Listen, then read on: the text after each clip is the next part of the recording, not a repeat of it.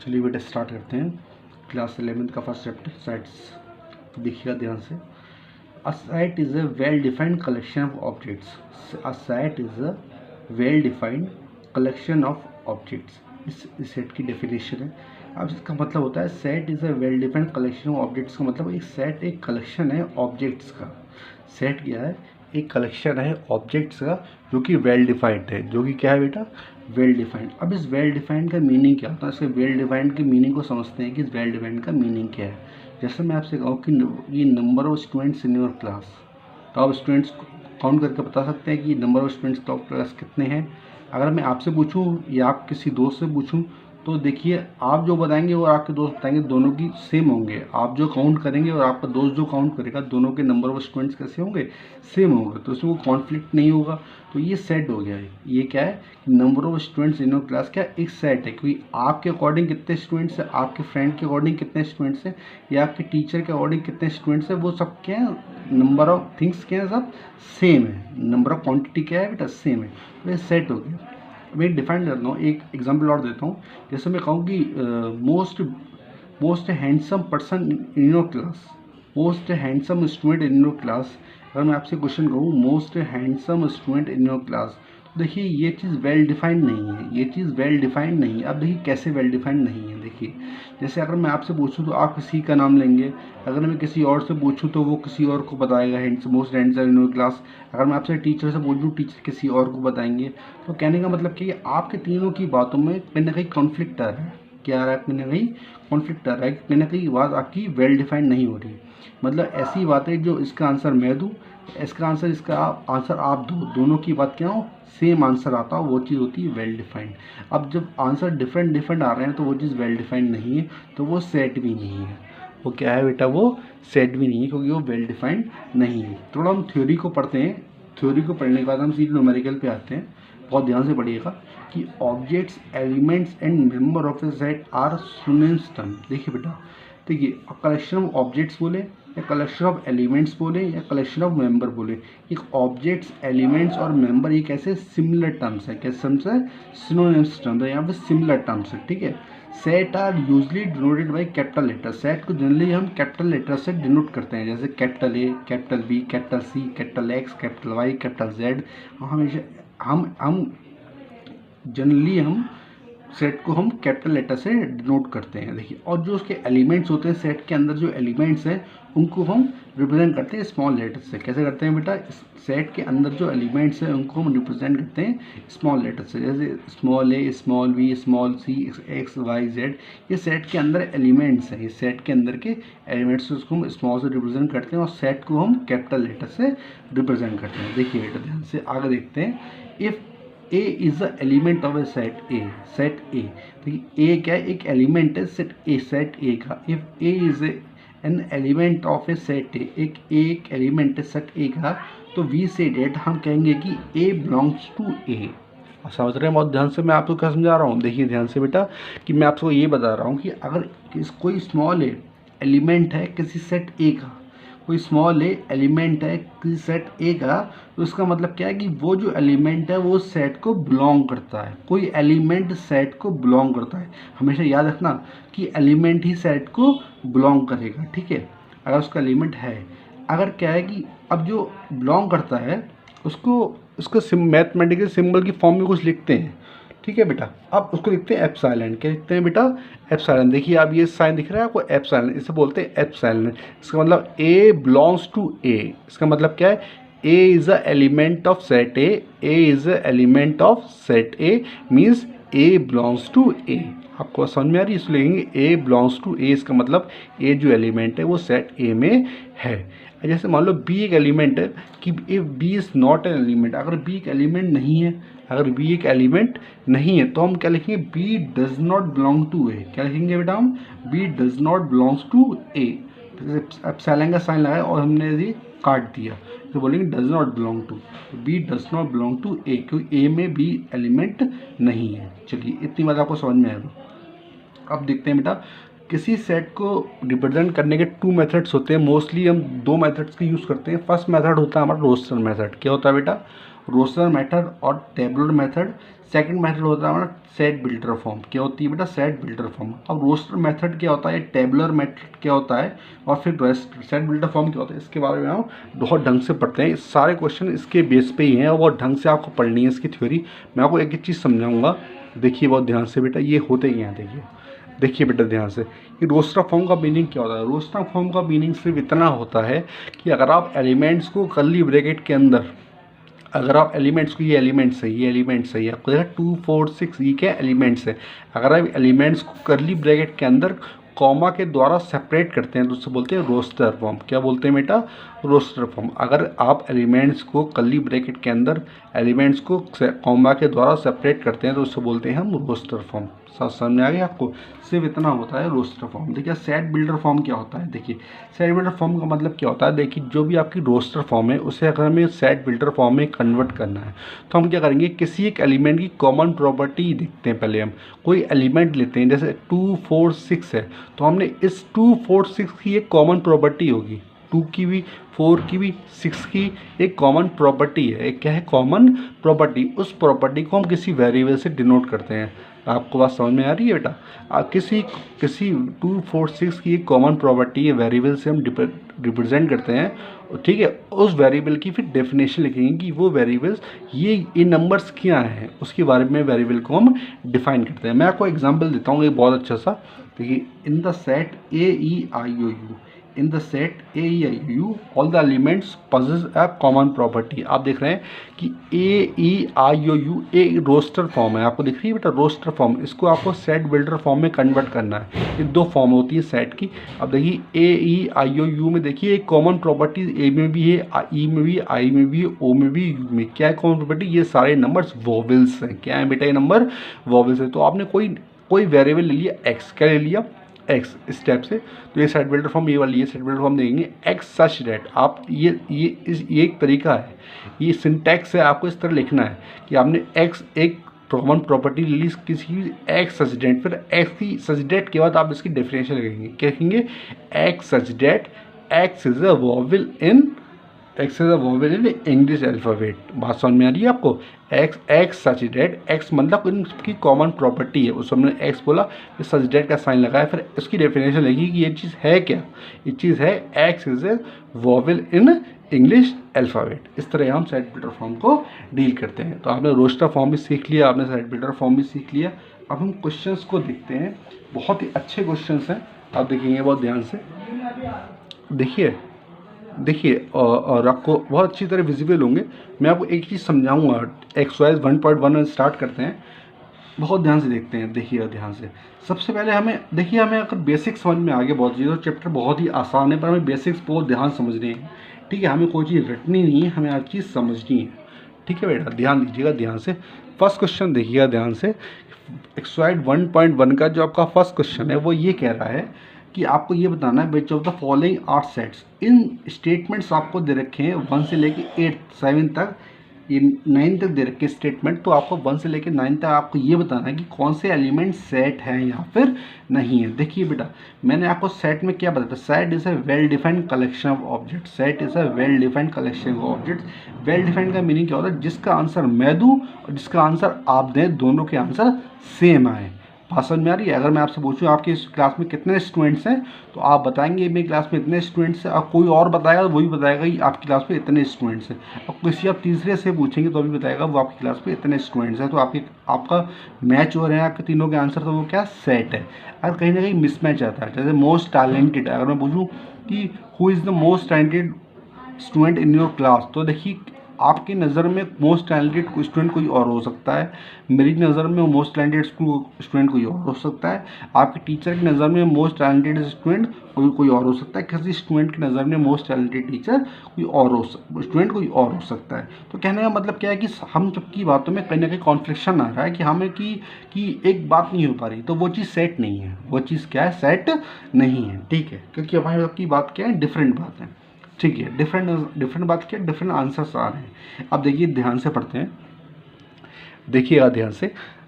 The collection of all months of a year, the collection of all the months of a year beginning with the letter J.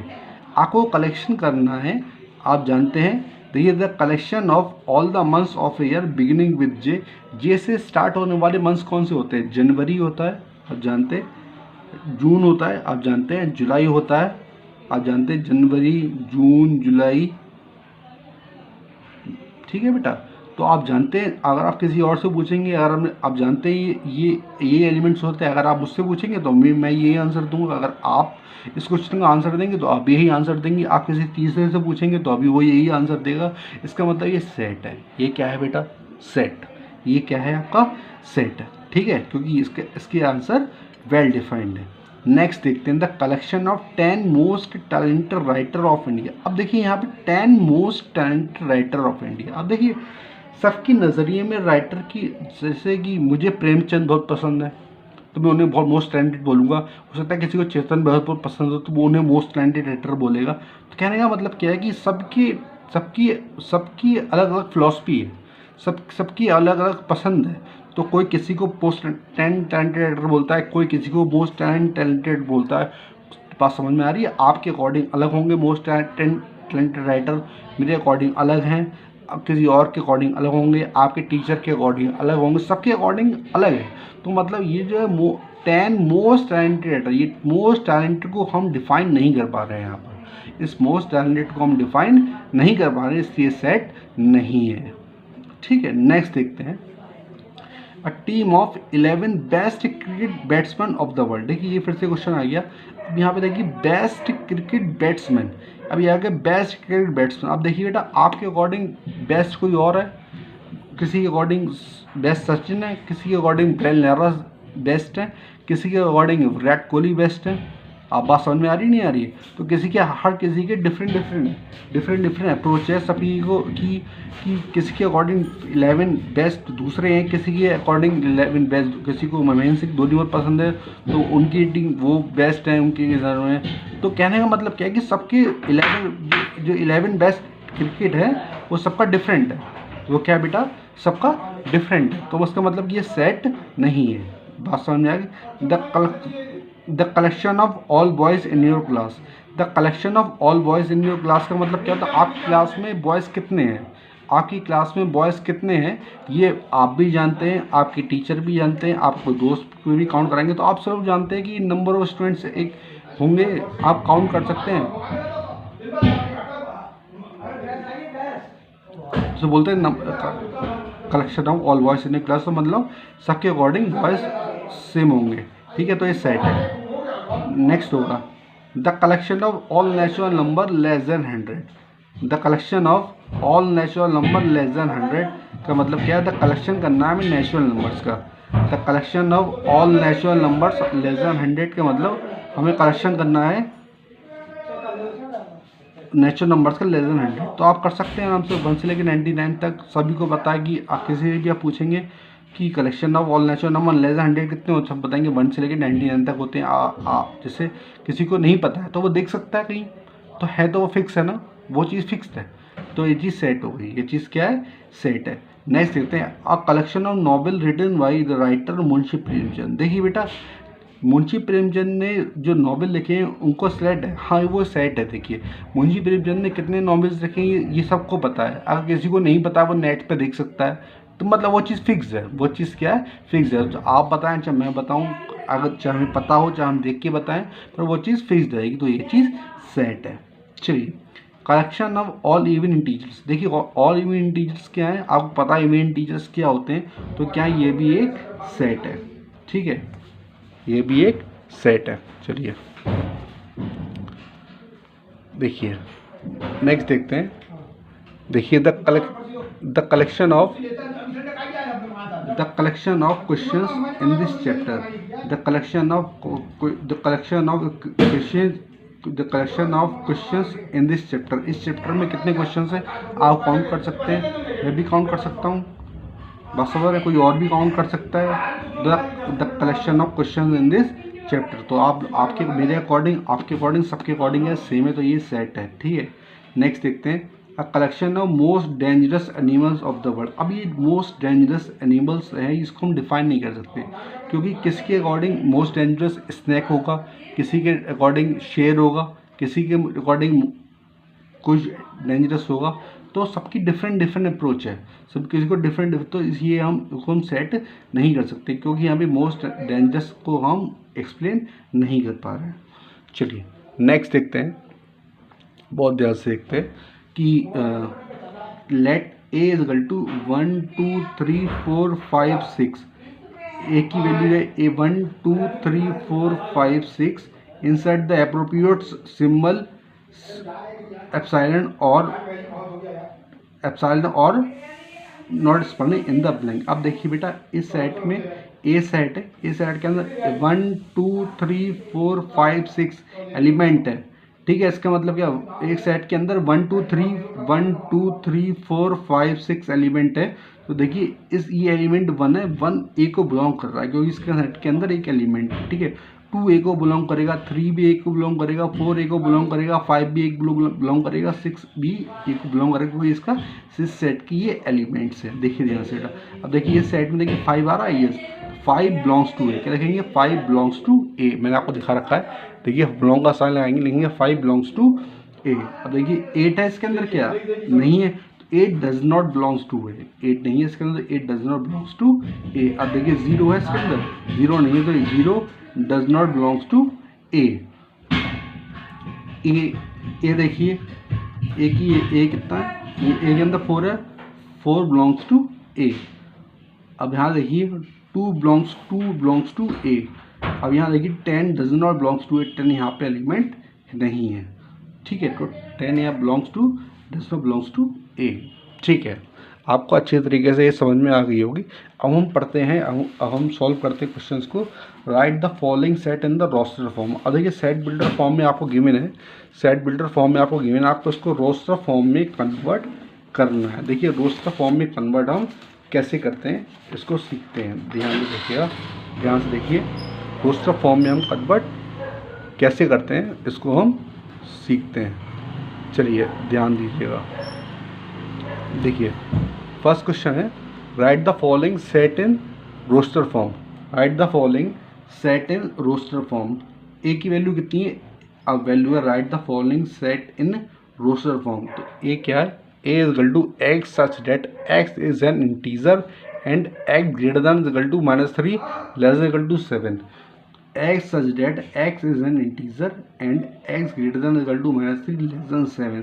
आपको इसी statement को, ये set builder form की form में statement है, आपको इस statement को रोस्टर फॉर्म लिखना है। देखिए बेटा, x है, x एक नंबर है, x इंटीजर है, x इंटीजर, उसकी वैल्यू -3 से 7 की, -3 के बराबर है और -3 से बड़ी है और 7 से छोटी है। तो हमें ऐसे इंटीजर लेने हैं। देखिए पहले इंटीजर कौन सा होगा, -3 के बराबर है, तो -3 होगा, तो -2 भी होगा, क्योंकि x की वैल्यू -3 से बड़ी है, तो -2 होगा, फिर -1 होगा, फिर 0 होगा, फिर 1, फिर 2, फिर 3, फिर 4, फिर 5, फिर 6, फिर 7 से छोटी। तो आपने ये सारे इंटीजर लिख दिए। ये अब क्या है, रोस्टर फॉर्म है। ये कौन सी फॉर्म है, रोस्टर फॉर्म। देखिए नेक्स्ट देखते हैं, देखिए ध्यान से कि नेक्स्ट देखते हैं, b is equal to x such that x is a natural number less than 6। X such that x is a natural number less than 6। तो x such that x is a natural number less than 6। तो 6 से छोटे number कौन से होंगे, natural number. Natural number की starting 1 से होती है, तो 1 2 3 4 5 क्या होंगे नंबर, एक्स नेचुरल नंबर कौन से होंगे, लेस देन 6, 1 से होगी 1 2 3 4 5, ठीक है। नेक्स्ट देखिए, x is that x is a 2 digit number such that the sum of the digit is 8। X एक ऐसे नंबर है जो 2 डिजिट नंबर है जिनका सम कितना 8 है। तो देखिए बेटा 1 7, इनका सम 1 और 7 का सम कितना 8 आ रहा है, 2 6, 2 + 6 का सम 8 आ रहा है, 3 5, 3 + 5 का सम 8 आ रहा है, 4 + 4 सम कितना 8 आ रहा है, 5 3 सम 8 आ रहा है, 6 2 8 आ रहा है, 7 1 8 आ रहा है, 8 0 सम 8 आ रहा है, ठीक है। तो और 2 डिजिट नंबर लिख दिएगा, सम 8 आ रहा है। देखिए बेटा नेक्स्ट देखते हैं, x such that x is a prime number which is a divisor of 60। देखिए प्राइम नंबर की स्टार्टिंग 2 से होती है। प्राइम नंबर कौन से होते हैं, ऐसे नंबर जो खुद से डिवाइड हो, ऐसे, या फिर ऐसे नंबर जो खुद से डिवाइड हो। बताइए प्राइम नंबर वो होते हैं कि 2 फैक्टर्स होते हैं। प्राइम नंबर क्या होते हैं, प्राइम नंबर वो होते हैं जिनके 2 फैक्टर्स होते हैं, ठीक है बेटा। अब देखिए फर्स्ट नंबर देखते हैं, देखिए यहाँ देखिए फर्स्ट नंबर एक से डिविजर ऑफ 60, 2 से स्टार्ट करते हैं। 2 देखिए 2 एक प्राइम नंबर है। 2 जो खुद से डिवाइड हो रहा है और 1 से डिवाइड हो रहा है, जिसके 2 फैक्टर होते हैं। 2 तो 1 से डिवाइड हो रहा है और 2 खुद से डिवाइड हो रहा है, तो उसके प्राइम नंबर हो गया 2 के बाद 3 देखिए 3 60 को डिवाइड होता है, यस करता है। तो अब देखिए तो 3 प्राइम नंबर है नहीं, देखिए बेटा 3 से 3 खुद को डिवाइड करता है और 3 1 से डिवाइड होता है, तो ये प्राइम नंबर है। 5 पे आते हैं। अब देखिए 5 जो है 60 को डिवाइड करता है, यस 5 60 को डिवाइड करता है और 5 खुद भी डिवाइड होता है। ठीक है बेटा, 5 1 से डिवाइड होता है, 1 से डिवाइड होता है और 60 उसके 2 फैक्टर हो गए ना, तो 2 3 5 क्या हुआ, इसके प्राइम नंबर्स हो गए। क्या हुआ, इसके प्राइम नंबर्स हो गए। चलिए देखते हैं, नेक्स्ट देखते हैं the set of all letters in the word trigonometry. देखिए आप देखते हैं कि set of all letters of the word, ध्यान देखिए ध्यान से, एक ट्रिग्नोमेट्रिक वर्ड लिखा है ट्रिग्नोमेट्री। ठीक है बेटा, आप देखना है आपको the set of all letters of word trigonometry को हम कैसे लिखेंगे। देखिए बेटा, जब भी किसी वर्ड्स को हमें लिखना होता है, जैसे ट्रिग्नोमेट्री वर्ड को हम लिख रहे हैं यहाँ पर, ठीक है, तो हम क्या करेंगे, वर्ड को हमें रोस्टर फॉर्म में लिखना है, तो हम कर्ली ब्रैकेट के अंदर स्टेप बाय स्टेप लिखेंगे, कॉमा से सेपरेट करके, स्टेप बाय स्टेप लिखेंगे कॉमा से सेपरेट करके। जैसे ट्रिग्नोमेट्री लिखेंगे, पहले टी आया, फिर comma R comma I comma G comma O comma N comma M comma E comma Y, तो ट्रिग्नोमेट्री हो गया। अब देखिए इसमें कोई वर्ड रिपीट नहीं होना चाहिए, कोई भी वर्ड सेट में रिपीट नहीं होना चाहिए, कोई वर्ड सेट में रिपीट नहीं होना चाहिए। ठीक है, तो आप देखिए फिर, अब देखिए set of all letters in the word, अब देखिए the set of all letters word trigonometry TRIGO। अब देखिए बेटा, ट्रिग्नोमेट्री को मैंने एवरी वर्ड को लिखा है TRIGONMEY, इसमें कोई भी वर्ड रिपीट नहीं है, आप देख रहे हैं, और मैंने हर वर्ड को सेपरेट करके कॉमा से, उसको बोलेंगे हम सेट बिल्डर फॉर्म। ठीक है, नेक्स्ट देखते हैं the set of all letters in the word better. The set of all letter in the word better, आपको दिख रहा होगा ये कुछ, ये बेटर एक वर्ड है, बेटर, इसको आपको लिखना है। तो बेटर कैसे लिखेंगे, BETR। एवरी वर्ड को आप एक बार लिखेंगे और कॉमा से सेपरेट करते हुए लिखेंगे आप। आई थिंक आपको समझ में आ रहा होगा। चलिए आगे देखते हैं, right the following sets in the set builder form. आपको सेट बिल्डर फॉर्म में लिखना है, तो देखिए बेटे कैसे लिखेंगे, देखिए ध्यान से, देखिए 3 6 9 12, ये आपको 3 6 9 12 आप क्या दे रखे हैं, आपको नंबर दे रखे हैं 3 6 9 12, तो आपको सेट बिल्डर फॉर्म में लिखना है। पहले एक कॉमन प्रॉपर्टी देखनी है, 3 6 9 12 मान लीजिए कोई एक्स कॉमन प्रॉपर्टी लिखा है, एक्स सजेटेड। अब एक्स है क्या, कॉमन प्रॉपर्टी क्या है, 3 6 9 12 क्या है, x is a multiple of 3, x is a multiple of 3। देखिए सारे नंबर 3 6 9 12 सब 3 से डिवाइड हो रहे हैं, आपको दिख रहा है, x सजेटेड x is a multiple of 3, 3 6 9 12 क्या सब इससे डिवाइड हो रहे हैं। ठीक है बेटा, ठीक है, नेक्स्ट देखिए b इज इक्वल टू 2 4 8 16 32। अब देखिए 2 की पावर 1 2, 2 की पावर 2 4, 2 की पावर 3 8, 2 की पावर 4 16, 2 की पावर 5 32। तो देखिए बेटा इसकी कॉमन प्रॉपर्टी आपको समझ में आ गई, क्या गई, कोई एक x नंबर है, x इक्वल टू 2 की पावर n, तो n एक नेचुरल नंबर है, आप समझ रहे, 2 की पावर 1 में आ रहा है 1 2 3 4 5, दिख रहा है आपको, लिखेंगे x is that x equal to 2 की पावर n, n क्या है, नेचुरल नंबर, n एक नेचुरल नंबर है जो 1 से लेके 5 तक है, 1 2 3 4 5, तो वहाँ लिखेंगे x इक्वल टू 2 की पावर n, जो n एक नेचुरल नंबर है, एंड यानी कि कॉमा लगाएंगे पहले, फिर एंड लिखेंगे n greater than equal to 1 less than equal to 5, n की वैल्यू 1 से 5 के बीच में।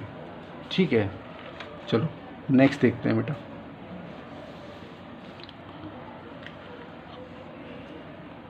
आई होप आपको विजिबल हो रहा होगा। चलिए देखते हैं ध्यान से कि ए की वैल्यू कितनी है, 5 25 125 625। अब देखिए 5 की बार 1 क्या होगा 5, 5 की बार 2 क्या होगा 25, 5 की बार 3 क्या होगा 125, और 5 की बार 4 क्या होगा 625। तो आपको दिख रही है एक बात कि आप प्रॉपर्टी समझ आ गई, क्या लिखना है प्रॉपर्टी, इसका मतलब क्या है कि x is that x equal to 5 to the power n, n एक नंबर है जो 1 2 3 4 5, जो n एक नेचुरल नंबर है जो n की वैल्यू 1 से लेके 4 तक है। समझ में आ गई बेटा बात आपको?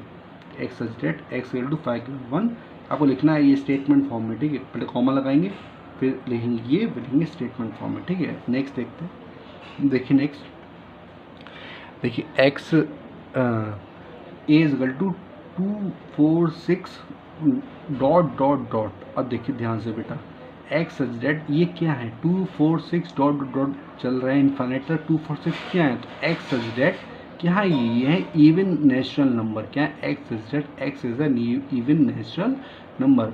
अब देखिए नेक्स्ट 1 4 9 100, तो ये क्या है, देखिए 1 का स्क्वायर 1, 2 का स्क्वायर 4, 3 का स्क्वायर 9, 4 का स्क्वायर 16, 10 के स्क्वायर। तो इसका मतलब क्या है, ये किसी नंबर के स्क्वायर है, ये परफेक्ट स्क्वायर नंबर है। तो कैसे लिखेंगे, x such that x equal to n square. कोई नंबर एन है उसका स्क्वायर है, x such that x equal to n square comma n belongs to N. N क्या है, नेचुरल नंबर है, जहाँ पर एन की वैल्यू कितनी है 1 से लेके 10 तक है, 1 से लेके 10 तक है। आपको बात समझ में आ रही होगी अच्छी तरीके से। चलिए नेक्स्ट देखते हैं। ये देखिए लिस्ट ऑल द, देखिए ये क्वेश्चन है, अच्छा बहुत अच्छा क्वेश्चन देखिएगा। List all the elements of the following set. देखिए A is equal to x such that x is an odd natural number. तो देखिए बेटा अब आपको ये दे रखा है सेट बिल्डर फॉर्म, आपको रोस्टर फॉर्म में कन्वर्ट करना है। तो देखिए बेटा x such that x is an odd natural number क्या होंगे, ऑड नंबर होंगे 1 3 5 7।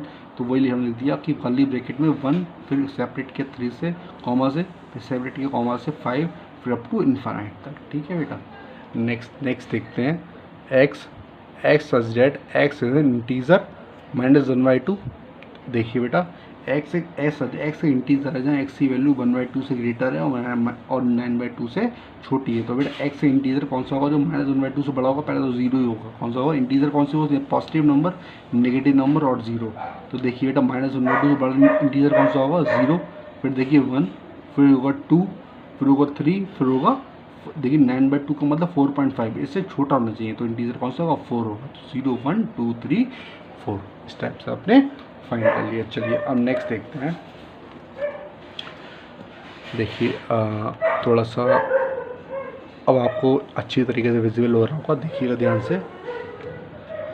देखिए बेटा c is equal to x such that x is an integer x square less than equal to 4। देखिए बेटा एक्स एक इंटीजर है जहाँ पे एक्स स्क्वायर की value less than equal to 4 होनी चाहिए, ठीक है। तो आपको सेट बिल्डर फॉर्म में लिखने के लिए अब देखिए एक्स स्क्वायर की value less than equal to 4, देखिए -2 लिया तो -2 का स्क्वायर करेंगे तो 4 के इक्वल आएगा, तो -2 आएगा। लेकिन -1 का स्क्वायर करेंगे तो -1 का स्क्वायर करेंगे तो ये 4 से -1 का स्क्वायर करेंगे तो क्या ये भी 4 से छोटा आएगा, तो ये भी आएगा। और देखिए 0 का स्क्वायर करेंगे तो 4 छोटा आएगा तो 0 आएगा। 1 का स्क्वायर करेंगे तो ये 4 से छोटा आएगा, 1 आएगा। 2 का स्क्वायर करेंगे तो 4 ये इसके इक्वल, तो -2 -1 0 1 2 इसके आंसर होगा। देखिए d is equal to x such that x is letter in the word loyal. आपको दिख रहा है x such that x in the word loyal, LOYAL। अब देखिए ध्यान से, आपको दिख रहा होगा, हाँ अब आपको दिख रहा होगा x such that x is word in the word loyal. आप कैसे करेंगे बेटा, LOYA को सेपरेट करिए कॉमा से, LOYA को सेपरेट करिए कॉमा से, और हर वर्ड एक ही बार आना चाहिए। अगर वर्ड लोएल में वर्ड रिपीट हो रहा है L तो हम उसे एक ही बार लिखेंगे। नेक्स्ट देखिए x such that x is a month of a year not having 31 days. आप जानते हैं कौन से मंथ में 31 डेज नहीं होते, तो फरवरी को कर्ली ब्रैकेट लगाया, फरवरी अप्रैल जून सितंबर नवंबर, ये सब आपके कौन से होगा, मंथ्स होगा जिसमें 31 डेज नहीं होते। चलिए नेक्स्ट देखते हैं। अब देखिए अब थोड़ा अब देखिए हम थोड़ी बुक की हेल्प लेते हैं। देखिए बेटा यहाँ देखिए ध्यान से, देखिए बेटा ये देखिए, अब देखिए बहुत ध्यान से, आई थिंक आपको पूरी तरह विजिबल हो रहा होगा।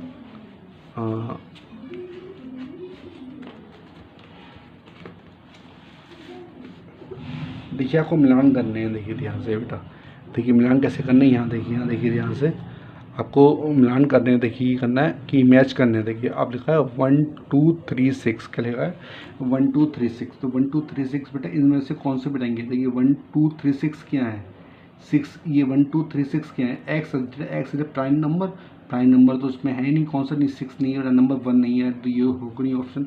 सेकंड देखिए odd natural number, less than 10, ये भी नहीं है। सी देखिए, x is a natural number, less than x is that, x is a natural number and divisor of 6। Divisor of 6 का मतलब ये 1 2 3 6 तीन चारों नंबर 6 को डिवाइड करते हैं। तो ये एक इसका ऑप्शन क्या होगा, सी ऑप्शन हो गया। 2 3 देखिए, इसका ऑप्शन देखिए 2 3 है, 2 3 क्या होगा, इसका ऑप्शन ए होगा। देखिए x is a prime number, 2 3 कैसे है प्राइम नंबर, प्राइम नंबर कौन सा जो खुद से डिवाइड होते हैं वो 1 से डिवाइड होते हैं। X is a prime number and A division of 6, मतलब 6 को डिवाइड करते हैं। देखिए मैथमेटिक्स में लिखा हुआ है, मैथमेटिक्स में देखिए इस तरह आपने लिख दिया, ठीक है यार। तो इसका ऑप्शन होगा थर्ड वाले का डी हो गया, ठीक है। और देखिए फोर्थ वाले का 1 3 5 7 9, तो ये 1 3 5 7 9 क्या है बेटा आपके, x is A odd natural number less than 10। 1 3 5 7 9 क्या है, ऑड नेचुरल नंबर है लेस देन 10। आई होप आपको समझ में आया। थैंक यू बेटा।